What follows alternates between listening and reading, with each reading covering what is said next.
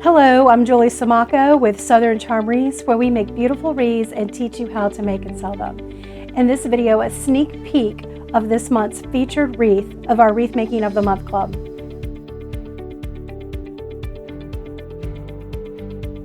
So this is one of the benefits with working with an online boutique like Trendy Tree.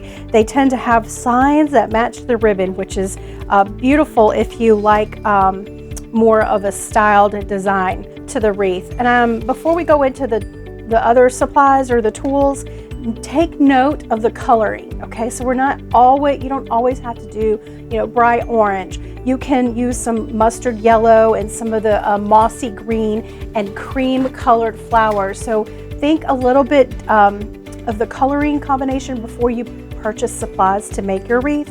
So sometimes that means we have to make another hole. We could put them here and wire it in, but I just feel like this might be too far off of our wreath. So I'm just going to position this in a little bit more. And I also want to make sure that this pumpkin is not too far to the right or the left, but maybe a little slant.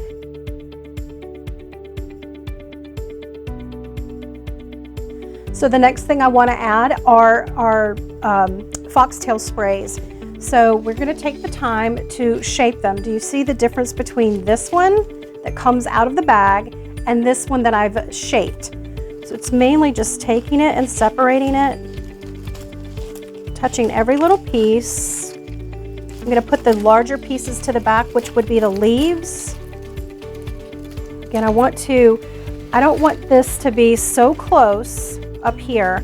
I want to have my bow right here at this intersection. So I need to at least have enough room for my bow, which typically is the length of my palm or my fist. So let's say your ribbon is not long enough to do that. Let's say it doesn't look right or it's not long enough because your wreath might be a little bit wider. If it doesn't have enough to loop and loop, what you can do is you can cut it off here and then create another loop with another piece of ribbon streamer, or you can just cut it off at the top and then create another, just cut a piece of ribbon, a long piece of ribbon, attach it behind the bow, and then do your streamer.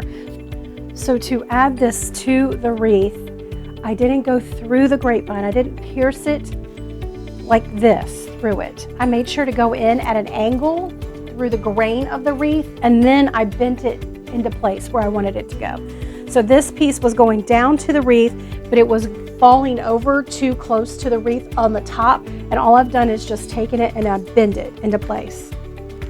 So what I did was made sure that one of these longer pieces fell in front of that wire, attaching the sign to the wreath.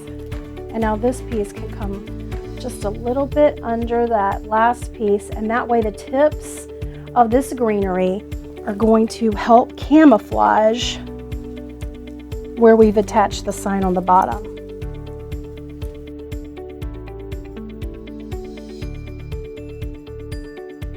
Let me show you about the front of the wreath, the bow.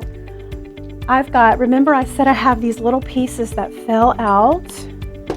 So what I want to do is just hot glue a few pieces inside of my bow loops, but it helps for the bow to blend a little bit more with the piece so that my eye doesn't stop here at the bow.